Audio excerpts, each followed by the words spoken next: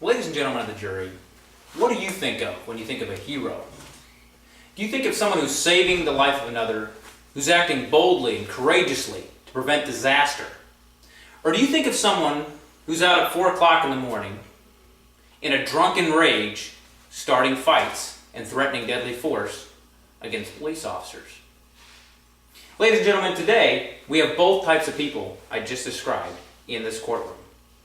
We have Officer Waldman, who acted courageously and boldly to prevent deadly force from being used against his partner, Officer Levy. On the other hand, we have Mr. Ramirez, who at 4 o'clock in the morning was driving in a drunken rage and who was starting fights and threatening deadly force against Officer Levy. Ladies and gentlemen, Mr. Ramirez is a convicted criminal. The Cook County jury found him guilty of criminal assault against Officer Levy for his actions on that night of December 7th, 1996.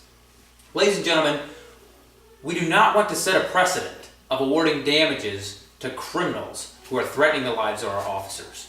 Ladies and gentlemen, we need to be helping our Chicago City Police Department protect its citizens. We need to be helping them protect you and I from people like Mr. Ramirez. We should not be awarding the very criminals we're seeking to we should not be awarding the very criminals that are trying to threaten deadly force against us. We need to be putting them behind bars. We do not need to be awarding them damages. Ladies and gentlemen, let's review the facts. Mr. Ramirez was traveling after having 6 or 7 beers and scotches at several bars. He was traveling. Your Honor, I'd like to revisit the exhibit I entered earlier. Thank you. He was traveling on North Avenue, and he encountered Officers Waldman and Levy on California Avenue. And his home, according to his testimony, is in Humboldt Park. California Avenue and North Avenue are on the way home. Well, after he encountered the two officers on California Avenue, he saw they were going very slowly, and this enraged him. However, these officers were going slowly because they were investigating a burglary in progress. They were investigating a possible suspect running on foot. That's why they were traveling slowly. So what was the provocative actions of these officers that triggered Mr. Ramirez's tirade? Was it some slur? Was it some type of racial bigotry and profanity? Or was it some type of threat and violence by the police officers? No. They were simply doing their job. They were doing their job protecting citizens like you and I. They were protecting the Chicago citizens from people like Mr. Ramirez, from burglars. They were doing their job. That's all they were doing. Mr. Ramirez became enraged that they were traveling too slowly while doing their job.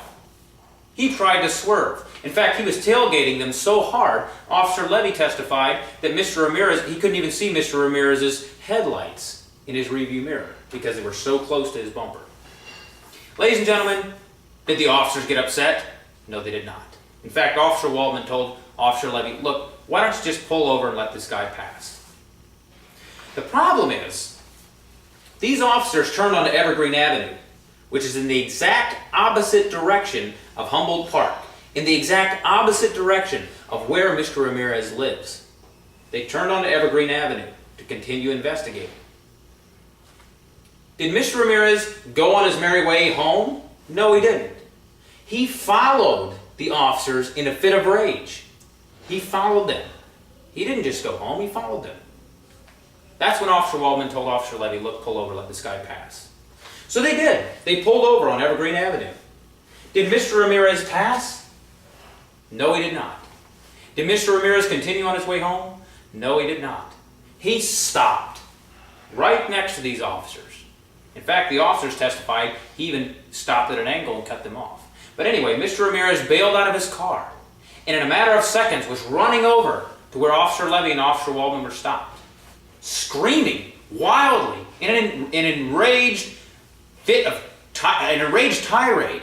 He was going crazy simply because they were traveling too slow. Ladies and gentlemen, this is a classic case of road rage, drunken road rage at 4 o'clock in the morning, no less. And that's not all. Not only did Mr. Ramirez jump out of his car and yelling and screaming and trying to start a fight, Mr. Ramirez carried in his hand a knife. And as Officer Waldman sat in the car, Officer Levy jumped out and tried to subdue this enraged wild man. As Officer Levy was trying to subdue him and tell him, look, just please go on your way home, Officer Waldman saw Mr. Ramirez stab his partner, Officer Levy.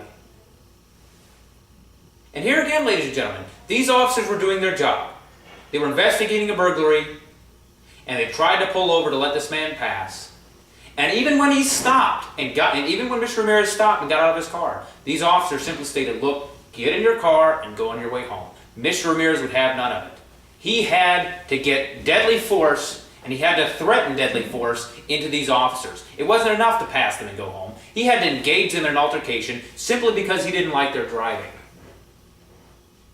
So after Mr. Waldman saw Officer Levy get stabbed by Mr. Ramirez, Officer Waldman knew he had to jump out or Mr. Levy's life would be in danger. He already was in danger. Mr. Levy's life may be snatched by this enraged wild man.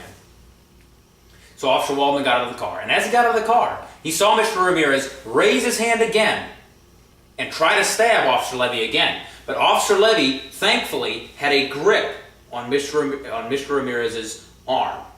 And he was holding on for dear life. His life literally depended on it. He was hanging on to Mr. Ramirez's arm, and he was struggling. And Mr. Ramirez was getting closer to stabbing him. And actually, Officer Waldman saw Mr. Ramirez about to stab Officer Levy again because Officer Levy's grip started to slip. It started to break. And in just a matter of seconds, that knife could have been back into the shoulder of Officer Levy.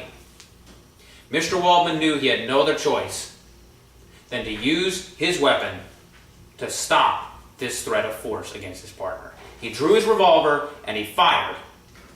Only after he and Officer Levy had yelled police. Only after Officer Levy tried to stop Mr. Ramirez with his bare hands. Only after they had taken every other possible action they could have taken that was reasonable under the circumstances did Mr. Officer Waldman use his gun and stop this force. Mr. Ramirez fell to the ground, and Officer Waldman immediately ran and called for help. They took them to the hospital. And you notice they took them to the hospital. They didn't take just Mr. Ramirez to the hospital. They took Officer Levy to the hospital and treated Officer Levy for the stab wound that he incurred. The hospital records from Cook County themselves verify that there was a cut wound in the shoulder, in the left shoulder of Officer Levy. The left shoulder is close to the heart area. And they treated him and stitched him for this wound. So Mr. Ramirez can say all he wants about never seeing this knife or never using any deadly force on the night of December 7, 1996. But ladies and gentlemen, the hospital records verify Officer Waldman and Officer Levy's account of what occurred. Officer Levy was stabbed. Now the other side is going to say, well, the hospital records said it was a small cut wound. Ladies and gentlemen, a small cut wound that occurs from a small knife placed in the left shoulder heart area can be just as deadly as other force. Ladies and gentlemen, it doesn't take a cannon to cause deadly force. It doesn't take a machete to cause deadly force. A 1-inch knife or a 1-inch bullet placed in the heart or in a vital area can cause deadly harm. Ladies and gentlemen, when the hospital records themselves back up the officer's account, Mr. Ramirez's arguments suddenly fade into thin air. Ladies and gentlemen, they're going to try to tell you that Dr. Angris thinks, in her opinion, that it was likely Mr. Ramirez was on the ground when he was shot. However, Dr. Angris, by her own admission, stated she couldn't say with any certainty what happened. And she also admitted that it was possible that this movement and the jagged edge in the skin upon which she based her conclusion could have happened when Mr. Ramirez was upright, when he was stabbing Officer Levy, when he was moving back and forth.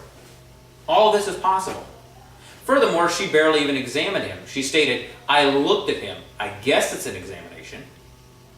Whereas on the other hand, Dr. Marshall, who has many more years of experience in this specific type of pathology, and these specific types of gun wounds and knife wounds, stated that he was certain, it was his opinion, that Mr. Ramirez was standing up when he stabbed Officer Levy and when he was shot by Officer Waldman. Ladies and gentlemen of the jury, don't be confused by the stories. Don't be confused by Mr. Ramirez's conspiracy theory that these officers somehow planted this knife, that he somehow planted this evidence, and that they somehow made up this story.